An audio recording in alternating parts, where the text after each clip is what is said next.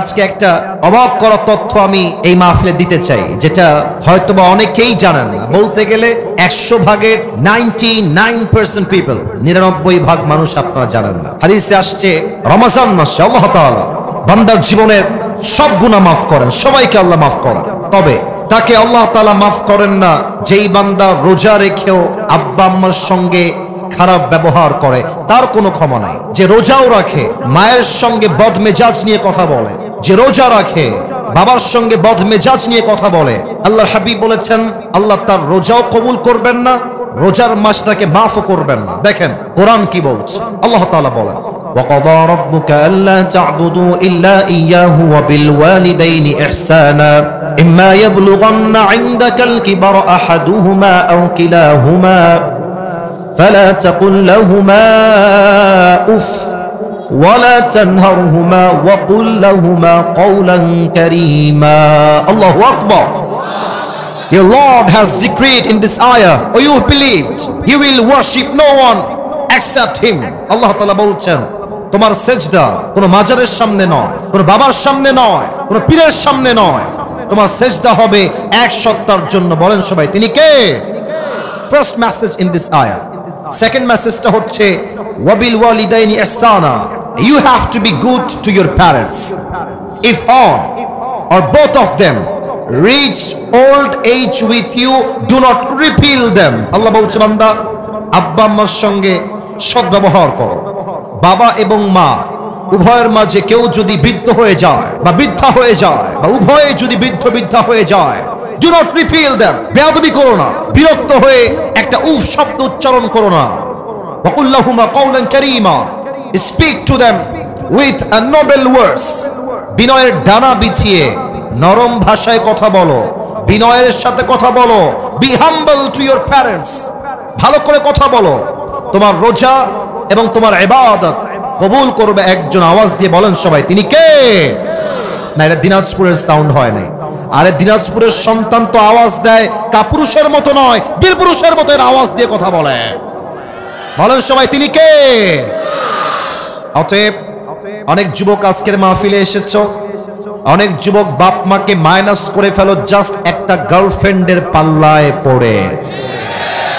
Girlfriend যাবে আসবে, মাথায় রাখবা গার্লফ্রেন্ড তোমার আপন নয়। তোমার বউ তোমার খুব বেশি একটা আপন মাঝে মাঝে নয়, বরং তোমার সবচেয়ে কাছের আপন মানুষও তোমার মা এবং তোমার বাবা। ঠিক কিনা বলো? বিপদে পড়লে বোঝা যায়, বিপদে পড়লে বোঝা যায় বাপ মায়ের মতো আপন দুনিয়াতে আর সেকেন্ড কেউ হতে পারে না। ঠিক কিনা বলে? অতএব আমি মনে করি আমার যেই মা আমাকে 10 মাস 10 দিন গর্ভে ধারণ করেছেন, আমাকে পালন করেছেন, এমন মায়ের সঙ্গে যেই সন্তান খারাপ ব্যবহার করবে সেই সন্তান কখনো সুসন্তান হতে পারে না, সে কুলাঙ্গার সন্তান হতে পারে। ঠিক কিনা বলে? যে মায়াময় গর্ভে ধরে মায়ার জালে বন্দি রেখে করেছে পালন, হে প্রভু তুমিও তারে তোমার আরশ ছায়া নিরে করিও লালন, মাকে করিও লালন। পড়েন সবাই আমিন। তাহলে 1 number, don't misbehave with your parents. যারা যারা আব্বা আম্মার সঙ্গে খারাপ ব্যবহার করেছো, এদিকে তাকাও সবাই, এদিকে তাকাও, দাঁড়িয়ে থাকার এদিকে তাকাও। আজকে আব্বা আম্মার কাছে গিয়ে সবাই মাফ চেয়ে নেবেন, আমিও মাফ চেয়ে নেব যে মা অনেক অন্যায় হয়ে গেছে, ভুল বুঝে তোমাকে অন্যায় করে ফেলেছি, বাজে কথা বলে ফেলেছি, সামনে রমজান আসছে, মা ও আব্বা তুমি আমারে মাফ করে দাও। বলেন সবাই আমিন। 1 নাম্বার, আব্বা আম্মার সাথে খারাপ ব্যবহার করা যাবে না। 2 নাম্বার, যে ব্যক্তির রোজা আল্লাহ তাআলা কবুল করেন না এবং তাকে আল্লাহ তাআলা মাফ করেন না, সে হচ্ছে মুদমিনু খামরিন, যে নেশাখোর, যে মদ খায়। আমি যদি স্টেজ থেকে এখন নেমে যাই, কয়েকজনের পকেটে আমি হাত দেই, অনেকের পকেট থেকে এখন একটা বিড়ির প্যাকেট বের হবে, এখনই বের হবে। আবার মাহফিল শেষ করে যাওয়ার সময় এই পাদ্দে যাবে, বিড়ি টানতে টানতে বাসায় যাবে। হাদিস শোনেন, ডানে আওয়াজ না, একদম চুপচাপ, ওই কন্ট্রোল করো। ভলান্টিয়ার্স গো ব্যাক, ওদিকে যাও, পিছু থেকে কন্ট্রোল করবা। এদিকে সবাই, লুক এট মাই ফেস। এদিকে ভাই, ওদিকে কিছু নাই, এদিকে হাদিস শোনেন। ইদা শারিবাল খাম ফাজলিদুহু, আল্লাহর হাবিব বলেছেন যদি কেউ মদ পান করে ফ্লগ হিম, তাকে ব্যাট দিয়ে আঘাত করো। If he becomes intoxicated again, fajliduhu, flog him again. আল্লাহর হাবিব বলেছেন যদি আবার সে মদ পান করে আবার ব্যত্রাঘাত করো, যদি আবার করে আবার ব্যত্রাঘাত করো, যদি সে 4 বার এসে আবার মদ পান করে ফadribu উনকুহু, behead him. আল্লাহর হাবিব বলেছেন যে 4 বার মদ পান করবে তাকে এক কোপ দিয়ে তার কল্লা আলাদা করে দাও। আল্লাহু আকবার। কি কড়া বিধান শাস্তির। অতএব রমজান মাসে আমরা তওবা করছি, বিড়ি, সিগারেট, মদ এবং নেশাগ্রস্ত কোনো জিনিস আমরা মুখে নিব না। রাজি আছেন তো সবাই ইনশাআল্লাহ? একটু হাত তুলে বলেন সবাই ইনশাআল্লাহ। 3 নাম্বার রোগটা বলবো, এটা বড্ড মারাত্মক রোগ। এই রোগের জন্য আমাদের দেশটা ধ্বংস হচ্ছে। এই রোগটা হলো হিংসার রোগ। ভাই তার ভাইকে সহ্য করতে পারে না।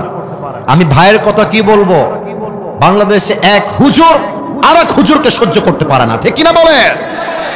সারাদিন গীবত, বদনাম, সোশ্যাল মিডিয়ায় ঢুকলেই এক হুজুর আর এক হুজুরকে দেখতে পারে না। আসুন আমরা জেনে নেই হাদিস কি বলছে। আল্লাহর হাবিব বলেছেন আল হাসাদ তাকুলুল হাসানাত কামা তাকুলুন নারু আল হাতাব। হিংসা মানুষের আমলকে এমন ভাবে জ্বালিয়ে দেয়, পুড়িয়ে দেয়, যেমন ভাবে আগুন কাঠকে পুড়িয়ে দেয়।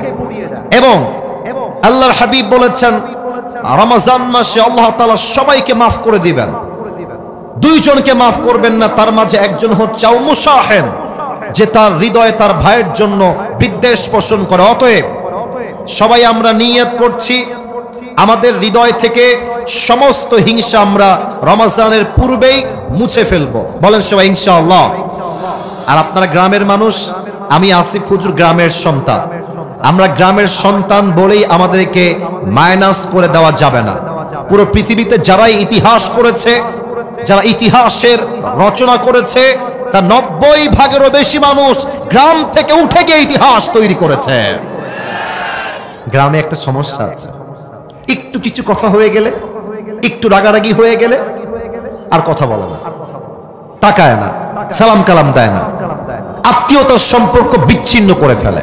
আল্লাহর হাবিব বলেছেন যে আত্মীয়তার সম্পর্ক বিচ্ছিন্ন করে তার কোনো ইবাদত আল্লাহর কাছে কবুল হবে না। এর চাইতে মারাত্মক হাদিস শোনেন, এর চাইতে মারাত্মক হাদিস।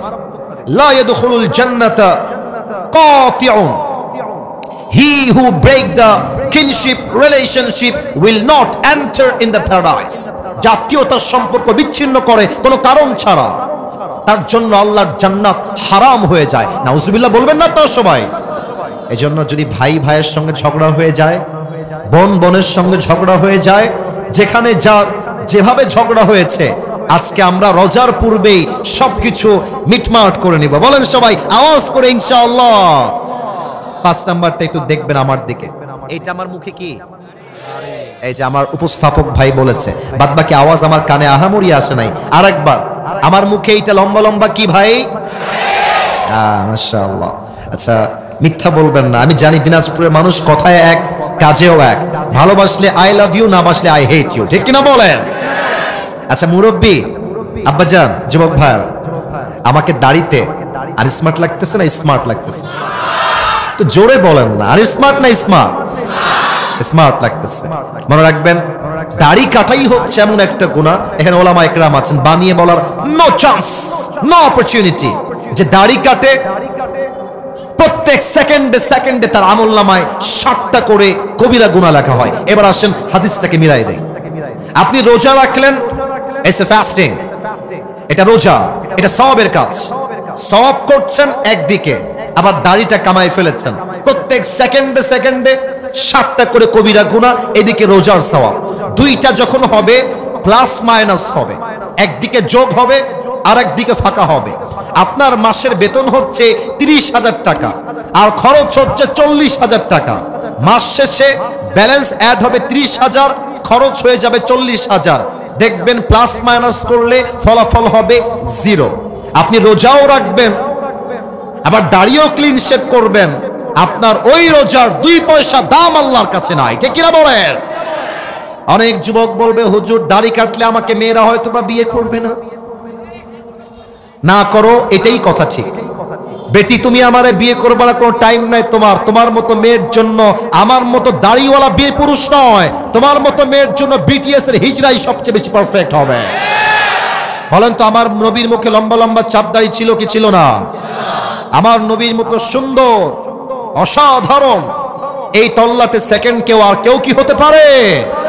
চাঁদের চেয়ে সুন্দর তুমি, নবী আমার কমলি হিওয়ালা, দো জাহানের বাদশাহ তুমি, প্যারা নবী সাল্লে আলা, দো জাহানের বাদশাহ তুমি, প্যারা নবী সাল্লে আলা, চাঁদের চেয়ে সুন্দর তুমি, নবী আমার কমলি হিওয়ালা। সুবহানাল্লাহ সবাই।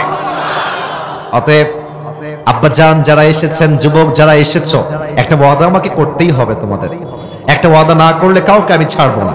বলেন সবাই হুজুর, জোরে জোরে হুজুর। আমরা দিনাজপুরের সন্তান, আপনাকে ওয়াদা দিলাম, আজ থেকে এই দাড়ি, সবাই দেখি একটু দাড়িতে হাত দেন, এই দাড়ি আমি কখনো কাটবো না, এই যেভাবে কাটবো না।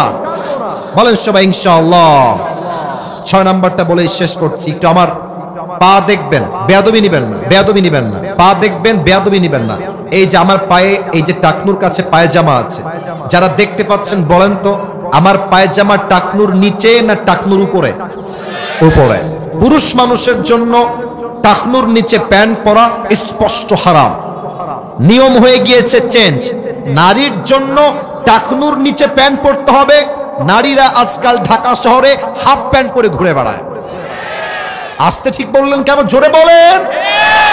পুরুষদের জন্য প্যান্ট পরতে হবে টাকনুর উপরে, আর পুরুষরা গ্যাবার্ডিং প্যান্ট পরে ঘুরে বেড়ায়। ঠিক কিনা বলেন?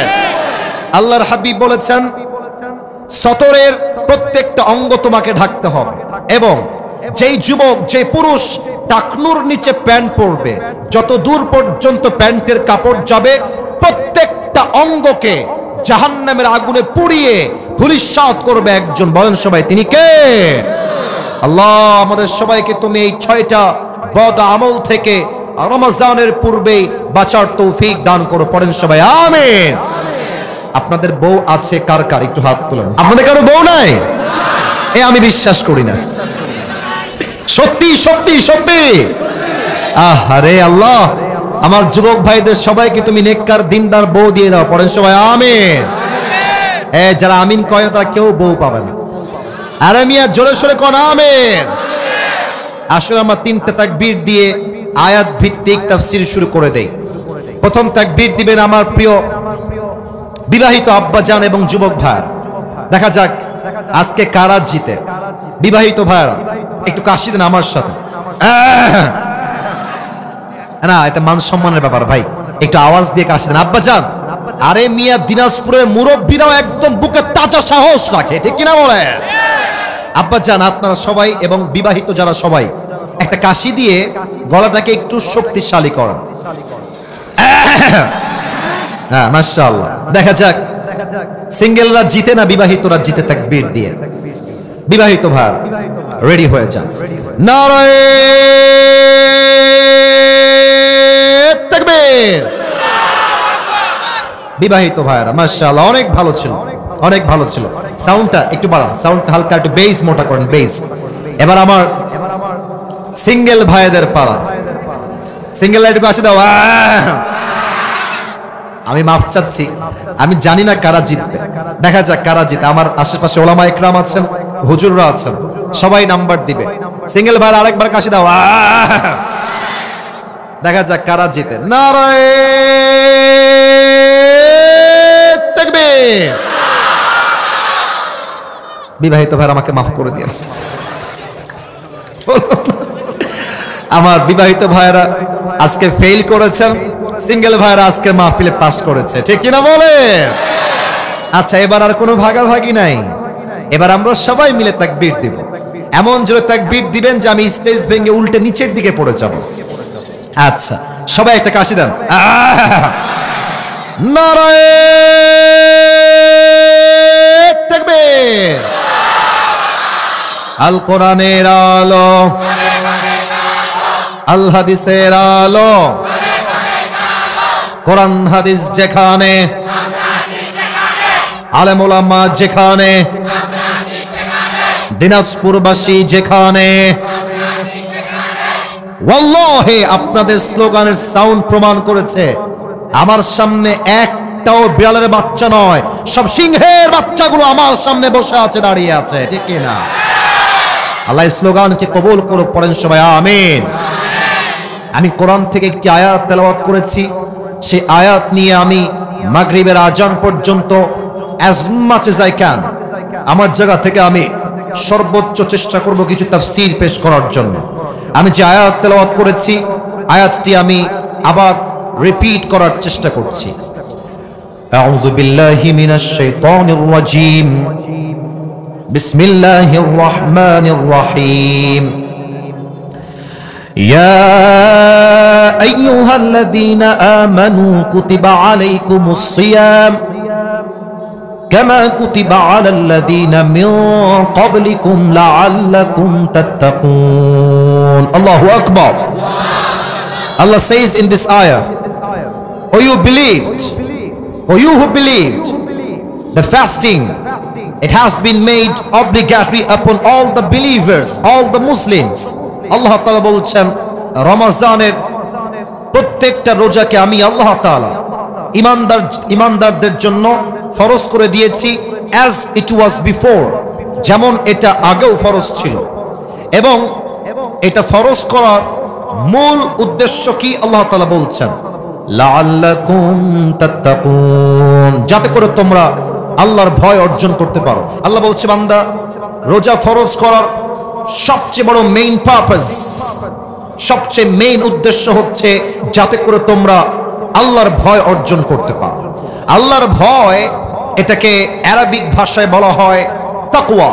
আমরা আজকে জানবো রমজানের মেইন উদ্দেশ্য কি এবং সে উদ্দেশ্য অর্জন হবে কেমনে এবং এই আয়াতের কি ব্যাখ্যা হতে পারে। পুরো সময় জুড়ে আমরা এই আয়াত থেকে তাফসীর শুনবো। আসুন আমরা তাফসীরে ফিরে যাই। আচ্ছা বলেন তো, রমজানের রোজা এটা কি সুন্নত, ওয়াজিব না ফরজ? আওয়াজটা কমে গেলে তো হবে না। সুন্নত, ওয়াজিব, নফল না ফরজ? ফরজ। তবে অনেকে আপনারা জানেন না যে আগে কিন্তু রোজা এই সিস্টেমে ছিল না। কোন উম্মতের উপরে ছিল 3টা রোজা, কারো উপরে ছিল 10টা রোজা। আমাদের কাছে সিস্টেম হচ্ছে না খেয়ে থাকা। তবে আগে এমনও বিধান ছিল যে রোজা মানে না খেয়ে থাকা নয়, রোজা মানে কথা না বলা। যেমন মারিয়াম আলাইহিস সালাতু ওয়াস সালাম বলেছিলেন ইন্নী নাযারতু লির-রহমানি সাওমা ফালান উকাল্লিমাল ইয়াওমা ইনসিয়া। উনি বলছেন আমি আল্লাহর নামে রোজা রেখেছি, মান্নত করেছি, অতএব আজকে আমি কারোর সাথে কোনো কথা বলবো না। তখনকার সময়ে কথা না বলাই ছিল একটা রোজা। এখন রমজানের রোজা হচ্ছে একটা ফরজ প্রভিশন, ফরজ বিধান।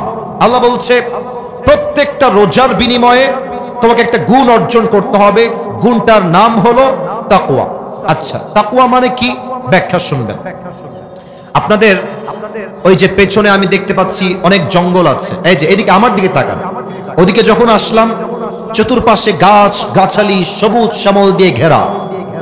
আচ্ছা, দিনাজপুরের বিরলের ভার, আপনি যদি একটা জঙ্গলে যান, মনে করেন আফ্রিকার জঙ্গল মনে করেন, অথবা ভাবেন আমাদের খুলনার সাতক্ষীরার সুন্দরবন। সুন্দরবনের নাম তো শুনছেন সবাই আপনারা নাকি? কথা কথা শুনছেন তো সবাই আপনারা নাকি? আচ্ছা, সুন্দরবনে আপনি হাঁটতেছেন রাস্তা দিয়ে। আচ্ছা বলেন তো, বুঝে থাকলে রাস্তায় কি শুধু রাস্তাই থাকে না বাগানের রাস্তায় কাটাও থাকে? কাটাও থাকে, সাপ থাকে, বিচ্ছু থাকে, অনেক কিছুই থাকে। আপনি যখন বাগান দিয়ে হাঁটবেন, জঙ্গল দিয়ে হাঁটবেন, আপনি খুব সাবধানে হাঁটবেন। কেমন করে হাঁটবেন? আপনি জুতা পরবেন, হাতে একটা লাঠি রাখবেন, যেন সাপ অ্যাটাক করলে আপনি অ্যাটাককে ডিফেন্স করতে পারেন। এটাই হচ্ছে তাকওয়া। হাদিস থেকে বলছি। উবাই ইবনে কাব রাদিয়াল্লাহু তাআলা আনহু কে ওমর ফারুক রাদিয়াল্লাহু তাআলা আনহু ডাক দিয়ে বললেন, হে উবাই ইবনে কাব, মা তারিফুত তাকওয়া, হে উবাই আমাকে একটু বলো তো তাকওয়া কাকে বলে? উনি বললেন, ইয়া আমিরুল মুসলিমিন, আপনি কি কখনো কাঁটাযুক্ত রাস্তায় হেঁটেছেন? বলছি ইয়েস, আমি হেঁটেছি। কেমনে হেঁটেছেন? বলছেন আমি জুতা পরেছি, বুটের জুতা, যাতে কাঁটা আমার ভেতরে ঢুকে না যায়। হাতে আমি লাঠি রেখেছি, যাতে সাপ বিচ্ছু অ্যাটাক করলে আমি ডিফেন্স করতে পারি। উবাই ইবনে কাব বলছেন, that is the definition of তাকওয়া, এটাই হলো তাকওয়া। তো ওমরে ফারুক বলছে, কি বললেন? এইটা তাকওয়া কেমনে হয়? আমি তো সংখ্যা বুঝলাম না, একটু বুঝায় বলেন। উবাই ইবনে কাব বললেন, দুনিয়াতে চলতে গেলে একদিকে আছে হালাল, আমার কথা বুঝে থাকলে উত্তর দেন, একদিকে আছে, সবাইকে বলতে হবে, একজনও মাইনাস হওয়া যাবে না, একদিকে আছে, আর একদিকে আছে হারাম। বলেন সবাই, একদিকে হালাল আর একদিকে। আপনি যদি মুসলমান হন, আমি আপনাকে দুইটা অপশন দিচ্ছি। এক, আমি তোমাকে একটা সরকারি চাকরি দিব, যে সরকারি চাকরির বেতন হবে মাস শেষে 70,000 টাকা, ফর এন এক্সাম্পল, উদাহরণ হিসেবে। আর তোমাকে এই চাকরি করার জন্য প্রথমেই 10 লাখ টাকা ঘুষ হিসেবে দেওয়া লাগবে। আর সেকেন্ড অপশন হলো কোনো চাকরি নয়, তোমাকে দিনাজপুর শহরে একটা ভ্যানের মধ্যে করে মুড়ি বিক্রি করতে হবে, যেখানে কোনো ঘুষ নাই, পুরোটাই হালাল। আপনি যদি মুসলমান ঘরের সন্তান হয়ে থাকেন, আপনি বলবেন, যেই চাকরি করতে আমাকে ঘুষ দেওয়া লাগে, ওই চাকরির মুখে আমি লাথি মারি। আমি ভ্যান চালায় খাবো, জমিতে আমি চাষ করে খাবো, আমি কৃষক হয়ে থাকবো, আমি ঝালমুখ মুড়ি বিক্রি করে খাবো, আমি মানুষের জমিনে খেটে খাবো, তবু আল্লাহর জমিনে বেঁচে থাকতে হারামের একটা পয়সা আমি গ্রহণ করতে পারবো না। ঠিক কিনা বলেন? দিস ইজ তাকওয়া। হারামকে অ্যাভয়েড করবেন, হালালকে অ্যাকসেপ্ট করবেন, আপনি মুত্তাকি হয়ে যাবেন। নাম্বার 1। নাম্বার 2, আচ্ছা এখন বাজে মনে করেন রাত 12টা। এই জাস্ট মনে করেন, জাস্ট মনে করেন, যদি এখন রাত 12টা বাজে, আশেপাশে কি আলো থাকবে না অন্ধকার হয়ে যাবে? আসতে না, আরো জোরে, আলো না অন্ধকার? কালকে দেখলাম প্রচুর কুয়াশা, অনেক কুয়াশা রাস্তায়। আচ্ছা বলেন তো প্রিয় ভাইরা, কুয়াশার মাঝে গাড়ি আমরা চালাই, আমি নিজেও গাড়িতে বসি, আমার তো প্রোগ্রাম থাকে পুরো বাংলাদেশে, আমি খুব খেয়াল করেছি কুয়াশার ভেতরে আমার ড্রাইভার বসে এই দিকে, আর আমি ড্রাইভারের পেছনে বসি না, আমি বসি এই পাশে। আমার কথা কি বোঝা যায় নাকি যায় না? আচ্ছা, আমি খুব খেয়াল করেছি, আমি প্রশ্ন খেয়াল করলাম যে যখন কুয়াশা থাকে, একটু পর পর আমাদের গাড়ির যে গ্লাস আছে, গ্লাস, সামনের যে গ্লাস, যেটাতে আমরা সবকিছু দেখি, গাড়ি আসছে কিনা, কেউ ক্রস করছে কিনা, রাস্তায় কেউ আছে কিনা, ওই গ্লাসটা কুয়াশার পানিতে পুরোটা ঝাপসা হয়ে যায়, দেখা যায় না। আবার দেখবেন যখন কুয়াশা পড়ে দিনাজপুরে, কুড়িগ্রামে, রংপুরে, দেখবেন যেই বাস চলে 120 গতিতে, যেই বাস চলে 170 গতিতে, 150 গতিতে, 100 গতিতে, দেখবেন ওই বাস কুয়াশার সময় চলে মাত্র 30 অথবা 40। কেন? সামনে কিছু দেখা যায় না। এবার বলেন তো, প্রচুর কুয়াশা, পুরো মাঠ কুয়াশা দিয়ে ভরা, রাত বাজে 2টা, আপনি আছেন বাসার ভেতরে, আপনার লাইট বন্ধ, the door is locked, the window is lock, জানালাও বন্ধ, দরজাও বন্ধ। আপনি বসে বসে মোবাইল ফোনটা বের করে উলঙ্গ ভিডিও দেখছেন, হিন্দি গান শুনছেন, অনেক যুবক রাত হলে পর্নোগ্রাফি দেখছেন। কেউ না দেখলেও আপনাকে দেখছে একজন, আওয়াজ দিয়ে বলেন সবাই, তিনি কে? অতএব এটাই হচ্ছে তাকওয়া। আমি আমার বোনদের কাছে আবদার রাখবো, আম্মা জান আমাকে এখান থেকে না দেখে স্টেজে গিয়ে বসেন, ওখানে প্রজেক্ট দেওয়া আছে না, তো আমাকে সরাসরি না দেখলেই ভালো। এই যে আপনারা ওদিকে তাকাবেন না, এইদিকে। আমি বলতাম না, আমার কমিটির ভাইরা আবদার রেখেছেন তাই বললাম, আম্মা জান বসে গেলে ভালো হয়। সবাই একটা তাকবীর দেন, নারে তাকবীর। অতএব কেউ না দেখলেও দেখে একজন, আওয়াজ দিয়ে বলেন সবাই, তিনি কে? অতএব আমি যখন কোনো অন্যায় করব, কোনো পাপ করব, আমার হৃদয়ে সব সময় ভয় থাকতে হবে এক সত্তার, তিনি কে? যাদের হৃদয়ে আছে আল্লাহর ভয় তারা কভু পথ ভুলে যায় না। আল্লাহর প্রেম ছাড়া এই দুনিয়ায় কারো কাছে কোনো কিছু চায় না। ঠিক কি না বলে? রাতের আধারে যারা সিজদাতে রয়, দু চোখের অশ্রুতে নদী যেন বয়। ছলনার হাত ছানি যতই আসুক, ছলনার হাত ছানি যতই আসুক, পেছনে ফিরেও সে তাকায় না। যাদের হৃদয়ে আছে আল্লাহর ভয় তারা কভু পথ ভুলে যায় না। আল্লাহর প্রেম ছাড়া এই দুনিয়ায় কারো কাছে কোনো কিছু চায় না। ঠিক কিনা বলেন? এবার আসুন কিছু ঘটনা শেয়ার করি হাদিস থেকে। আচ্ছা, আমরা যেই দেশে এখন বসবাস করছি, দেশটা কি পরাধীন না স্বাধীন? ভয় পাচ্ছেন? ভয় পাচ্ছেন কেন? পরাধীন না স্বাধীন? আরে ভাই, আগে আমরা কথা বলতে পারতাম না তো? আমাদেরকে লিস্ট দেওয়া হতো যে হুজুর ওই বিষয়ে কথা বলতে হবে, মাটির নিচের ওয়াজ করতে হবে, মাটির উপরের দুর্নীতি নিয়ে কথা বলা যাবে না। আমি এখন একটা কথা বলছি সবাইকে, আগে আমরা দিন কায়েমের কথা বললে, আল্লাহর জমিনে আল্লাহর রাজ কায়েমের কথা বললে আমাদের গালি দেওয়া হতো রাজাকার, জঙ্গিবাদ আর মৌলবাদ বলে। আর আমি নিজে দেখেছি তাফসীর মাহফিলে হুজুর স্টেজের চেয়ারে বসে ওয়াজ করছেন, আর কিছু পাতি নেতা এসে একটা বাড়ি মারতো মাইকে এসে, মাইক কেড়ে স্টেজ থেকে বক্তায় গ্রেফতার করত। যদি কোনো বাপের বেটা আজকে থাকেন আমাকে বাধা দিবেন এই বিরলের মাটিতে, ওয়েলকাম, আসেন, আপনার পিঠের চামড়া যুবকরা একটাও বাকি রাখবেন আজকের মাহফিলে। আমাদের কথা একটা, আমরা স্বৈরাচারের দেশ দেখেছি, আমরা জুলুমের দেশ দেখেছি, আমরা আগামীতে এই দেশ আর দেখতে চাই না। আগামীর দেশ হবে ইসলামের বাংলাদেশ, কোরআনের বাংলাদেশ। হাত তুলে বলেন সবাই ঠিক কিনা? আসুন আমরা আপনাদেরকে বুঝাই বলি, আল্লাহর রাষ্ট্র চালাইতে হলে তাকওয়ার কত প্রয়োজন আছে। প্রশ্ন করছি সবাইকে, দেখা যাক উত্তর করতে পারেন কিনা। দেখা যাক, বলেন তো ইসলামের মোট খলিফা কয়জন? বলেন সবাই, আমার হাত দেখে কয়জন? আচ্ছা, দেখা যাক। এই যে আওয়াজ না, ওরা নামলে নামুক, না নামলে নাই। আমার যুবকদের কষ্ট যাবে, যুবকরা আমরা কলি ওদের কষ্ট দিবেন না, মেহেরবানি করে থামেন থামেন থামেন। প্রিয় ভাইরা, বলেন ইসলামের কয়জন খলিফা? বলেন তো প্রথম খলিফার নাম কি? মাশাআল্লাহ মাশাআল্লাহ মাশাআল্লাহ, অনেকে বলে ফেলেছেন। এবার সবার থেকে জানতে চাই, ইসলামের প্রথম খলিফার নাম কি? আবু বকর রাদিয়াল্লাহু তাআলা আনহু। ওনার কাছে আমাদের দেশে যিনি প্রধানমন্ত্রী ছিলেন 5 আগস্টের আগে, নাম কি ছিল? আপনারা কেন বলা, নাম কি ছিল?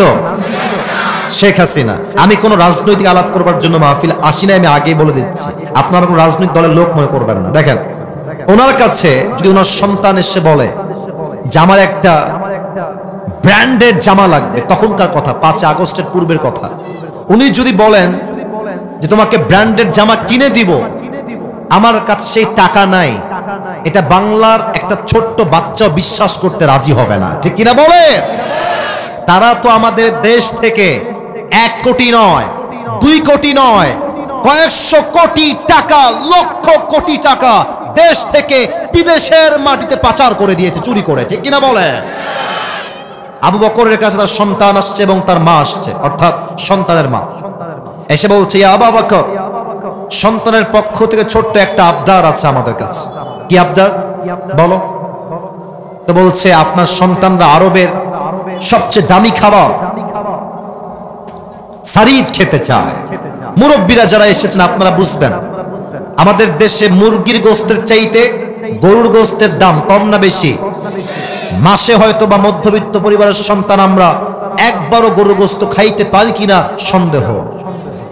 তো এসে বলছে সারিদ খেতে চায়, আপনি কিনে দেন।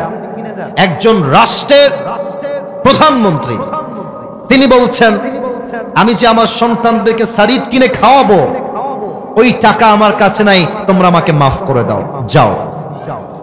একজন প্রধানমন্ত্রী কি বলছেন? সারিদ কিনবো, আমার কাছে টাকা নাই। এবার আবু বকর রাদিয়াল্লাহু তাআলা আনহু এই কথা বলে বাড়ির থেকে বের হয়ে গিয়েছেন। দীর্ঘ 3 থেকে 4 মাস পরের কথা, আবু বকর রাদিয়াল্লাহু তাআলা আনহু একবার বাসায় ঢুকেছেন। বাসায় ঢুকেই দেখছেন তার বউয়ের হাতে ছোট্ট একটা প্লেট রাখা। বলছে, প্লেটে কি ঢাকা? দেখি, খোলো তো প্লেটটা। প্লেট খুলে দেখছে প্লেটে কয়েকটা সারিদের টুকরা রাখা আছে। এবার আবু বকর বলছে, সারিদ তোমরা পেলে কই থেকে? আমি তো সারিদ ক্রয় করি নাই তোমাদের জন্য, আসলো কই থেকে? আবু বকরের বউ বলছে, ইয়া খলিফাতুল মুসলিমিন, আপনি যে আমাকে প্রত্যেক মাসে কিছু হাত খরচের টাকা দেন, প্রত্যেক মাসের টাকা বাঁচিয়ে বাঁচিয়ে বাঁচিয়ে বাঁচিয়ে কয়েক মাসে যা জমা হয়েছে সেই টাকাগুলো জমিয়ে আমি আমার সন্তানের আবদার পূরণ করবার জন্য কয়েক টুকরা সারিদ ক্রয় করেছি। এটা হালাল, টেক ইট, নেন, একটু খান, এটা আপনার জন্য হাদিয়া। আবু বকর নিয়েছেন, সারিদগুলো খেয়েছেন, খেয়ে সোজা সংসদ ভবনে চলে গিয়েছেন। রাষ্ট্রের প্রধান দায়িত্বশীল এমপি, মন্ত্রী, মেয়র, পুলিশ সবাইকে ডেকে বিশাল লম্বা একটা সভা করেছেন। আর ডাক দিয়ে বলছেন, সবাই শুনবেন মন দিয়ে, আমি আবু বকর এই রাষ্ট্রের প্রধানমন্ত্রী হলাম, আমি একা, আমার উপরে সব দায়িত্ব। আপনারা আমাকে প্রত্যেক মাসে যেই বেতন দান করেন এই বেতনটা আজ থেকে কমায় দেন, যা ছিল কমায় দেন। তো একজন বলছে, আবু বকর কমাবেন কেন? বেতন তো আরো বাড়বে দিন দিন, কমাবেন কেন? আবু বকর ডাক দিয়ে বলছে, শোনো, আমার প্রত্যেক মাসের বেতন থেকে টাকা বাঁচিয়ে আমার বউ আমার জন্য, সন্তানের জন্য সারিদ ক্রয় করেছে। এর দ্বারা প্রমাণ হয়ে গিয়েছে যে আমার সংসার এর চাইতে কম টাকায় চলবে। তোমরা কমিয়ে দাও, যদি না কমাও কিয়ামতের দিন আমাকে এটার জন্য পাকড়াও করবে। একজন আওয়াজ দিয়ে বলেন সবাই, তিনি কে? জাস্ট কয়েকটা টাকা বেতন কমিয়ে দিয়েছেন। এমন ভয় যদি আমার রাষ্ট্রের প্রত্যেকটা দায়িত্বশীল ব্যক্তিবর্গের মাঝে ঢুকে যায়, আগামীর বাংলাদেশ দুর্নীতিমুক্ত বাংলাদেশ হয়ে যাবে। ঠিক কিনা বলেন? এটা হচ্ছে আল্লাহর ভয়। আচ্ছা, আপনারা একজন ব্যক্তির নাম বলছি, দেখেন তো আপনারা সবাই চেনেন কিনা। পাকিস্তানের একজন টপ ফেমাস স্কলার, তার নাম হলো মাওলানা তারিক জামিল। নাম শুনেছেন? আপনারা শুনেছেন, মাশাআল্লাহ। যুবকরা তোমরা দেখেছো, দেখবা ফেসবুকে ওনার ওয়াজ আসে, ওনার বাসা হচ্ছে পাকিস্তানে। দেখবা অলওয়েজ সাদা পাঞ্জাবি পরে, অলওয়েজ সাদা পাগড়ি, সাদা পায়জামা। তো আমি সেই দিন তাকওয়াকে নিয়ে স্টাডি করছিলাম, রিসার্চ করছিলাম যে তাকওয়া আসলে ইসলামে কাকে বলা হয়। তো আমার হঠাৎ করে আমার সামনে একটা, যা সত্য তাই বলবো, বানিয়ে বলার কোনো চান্স নাই, মিডিয়া আমার কথাগুলো রেকর্ড করছে, একটা ছোট্ট বক্তব্য আমার সামনে আসলো, যে বক্তব্যের টাইটেল ছিল এরকম উর্দুতে, আল্লাহ কা ডর বন্দে কে দিল মে कैसा होना चाहिए। আল্লাহর ভয় বান্দার অন্তরে কেমন থাকবে, আজীব এক ওয়াকিয়া, অবাক করা একটা ঘটনা। আমি ওপেন করলাম। আচ্ছা, অসুস্থ হলে আপনারা কিসে ভর্তি হন? এই যে কথা না বললে দিনাজপুরের মাটির তো বদনাম হবে। অসুস্থ হলে আমরা কিসে ভর্তি হই? হসপিটাল বা মেডিকেল। আচ্ছা, এই যে পিচ্ছি, পিচ্ছি, ওকে ধরো তো, ওকে বসে দাও, বসো। ব্যাটা তো ঠ্যাং ভেঙে ফেলবো রে। চুপ করে বসে, কলিজা বাবু বসে পড়ো। সবাই তাকবীর দেন, নারায়ে তাকবীর। ভাইরা, 1 ঘন্টা ওয়াজ হয়ে গেছে, একটু পরে আজান দিবে। আমরা জানি শেষ ভালো যার। ওরে ভাই বলেন, শেষ ভালো যার। আর কয়েকটা মিনিট সময় আছে, আমাকে দেওয়া যাবে কি যাবে না? তো তারিক জামিল বললেন, পাকিস্তানের একজন যুবক আফটার বিং সিক, অসুস্থ হওয়ার পরে সে একটা খ্রিস্টানদের হসপিটাল, মিশনারি হসপিটালে ভর্তি হয়েছে। ভর্তি হওয়ার পরে যখন 7 দিন হয়ে গিয়েছে, আপনারা জানেন সবাই যে খ্রিস্টানদের প্রত্যেকটা নার্স হয় মেয়ে। আমাদের বাংলাদেশে মেডিকেলগুলোতেও নার্স হয় মেয়ে, আর বেশিরভাগ নার্সরা কিন্তু দেখতে অধিকাংশই হাসবেন না, সুন্দরী হয়, এটাই সত্য কথা। তো পাকিস্তান তো আরো সুন্দরী।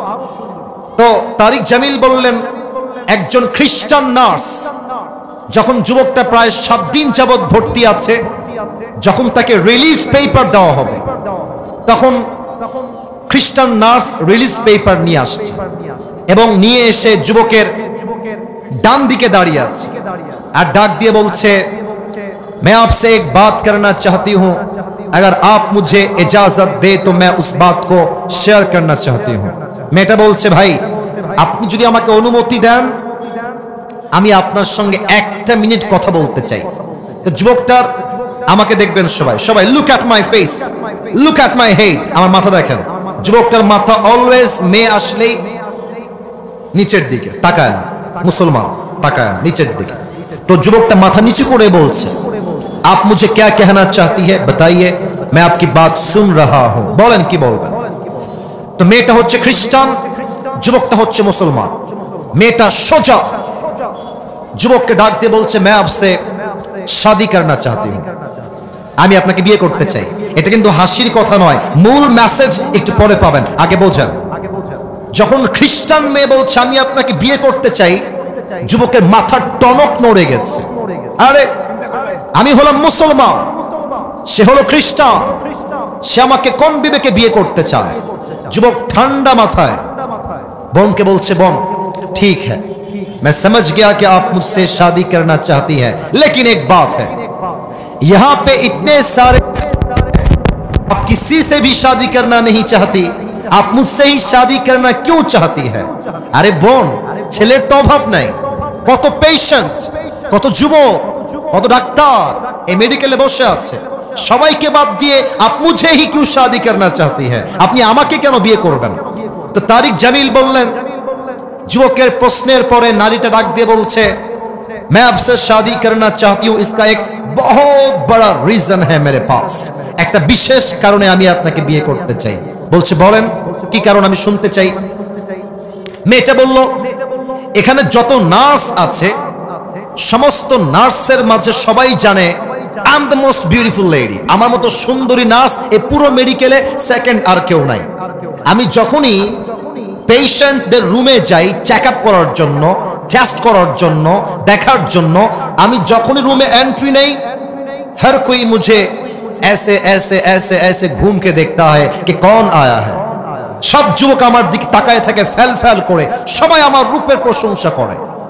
বাট তুমি এমন একজন যুবক, আজ 7 দিন যাবত তুমি আমার এই ওয়ার্ডে ভর্তি আছো, আমি এতবার আসলাম, এতবার গেলাম, এতবার আসলাম, এতবার গেলাম, तुमने एक मर्तबा भी मुझे आंख उठा के नहीं देखा, আমার দিকে তুমি একবারও চোখ তুলে তাকাও নাই।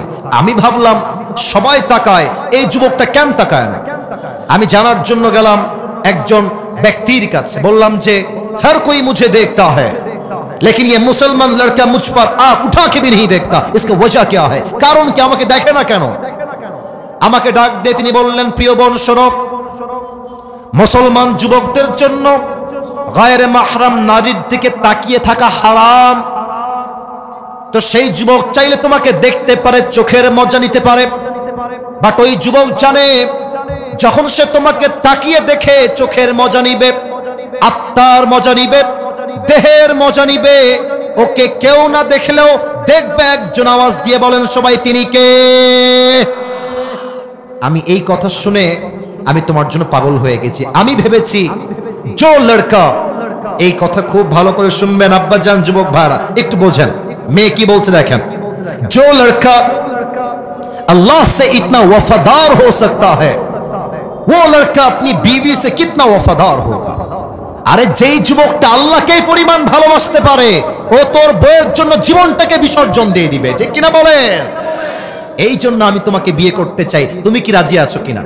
এবার যুবকটা বলছে, अगर आप मुझसे शादी करना चाहती है तो एक शर्त है मेरे पास, अगर आप शर्त को कबूल कर ले तो मैं आपसे शादी करूंगा। শর্ত আছে একটা, বলেন কি শর্ত?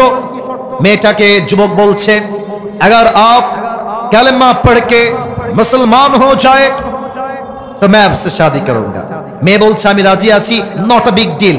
ওলামা একরাম নিয়ে আসেন, আলেম এসেছে, কালেমা পড়িয়েছে, মেয়েটা মুসলমান হয়েছে এবং ওই মেডিকেলে মুসলমান হয়ে দুইজনের সঙ্গে দুজনের বিয়ে হয়ে গিয়েছে। সুবহানাল্লাহ।